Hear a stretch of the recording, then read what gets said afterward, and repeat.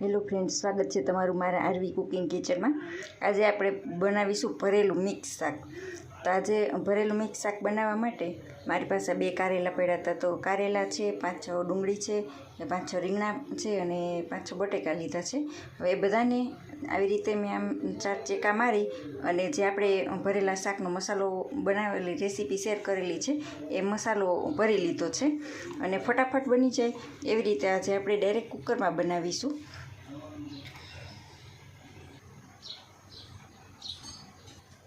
Gas ઉપર મેં cooker મૂક્યું છે અને એમાં મેં 4 પાવડા તેલ ઉમેર્યું છે। હવે એમાં આપણે રાઈના દાણા નાખીશું એટલે તેલ આવી ગયું હોય એ ખબર પડી જાય। આપણે ડાયરેક્ટ કુકરમાં જ બનાવીશું, ફટાફટ બની જાય એવી રીતે।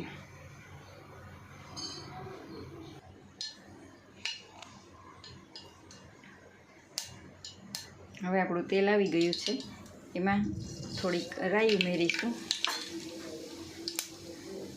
થોડુંક જીરું નાખીશું, થોડીક હિંગ નાખીશું, 7 પત્તા લીમડાના નાખીશું। હવે આપણે આ જે બધું ભરેલું રાખ્યું છે એને આપણે કુકરમાં ઉમેરી દઈશું।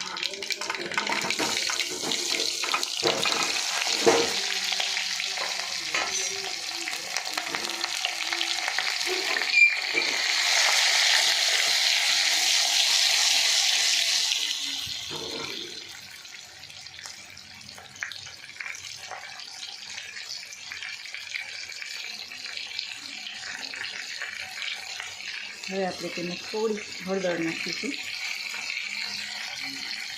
પછી થોડુંક કાશ્મીરી લાલ મરચું નાખીશું,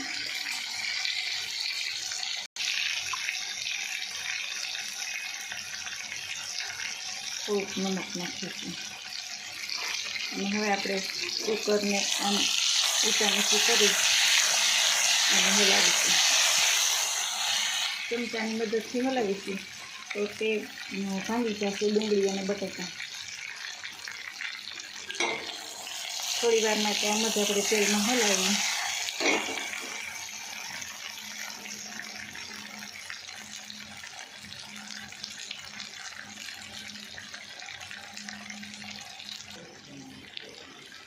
જો ફ્રેન્ડ્સ, હવે એમાં તેલ છૂટું પડવા માંડ્યું છે ત્યાં સુધી આપણે એને મીડિયમ ગેસ ઉપર હલાવી અને હવે આપણે તેમાં અડધો કપ જેટલું 1 કપ જેટલું પાણી ઉમેરીશું।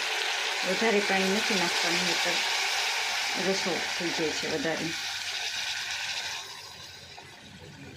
હવે આમને આમ જ મીડિયમ ગેસ ઉપર રાખી અને આપણે કુકરનું ઢાંકણ બંધ કરી દઈશું। કુકરમાં 2 થી 3 વિસલ થાય ત્યાં સુધી આપણે એમને મીડિયમ ગેસ ઉપર પાકવા દઈશું।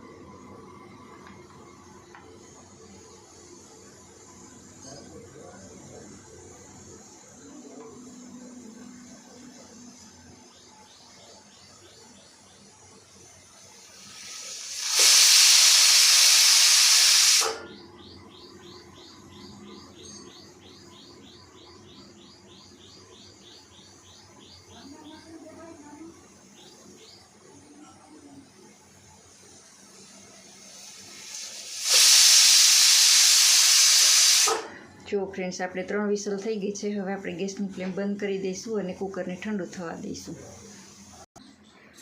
જો ફ્રેન્ડ્સ, તૈયાર છે આપણું ભરેલું મિક્સ શાક। તો હવે એમની ઉપર હું થોડોક આ મસાલો ઉપરથી એડ કરી દઈશ, જેથી ટેસ્ટ સરસ આવે અને પાણીનો ભાગ ના રહે। હવે આને આપણે હાથથી જ થોડુંક આમ ઊંચા નીચું કરી લઈશું।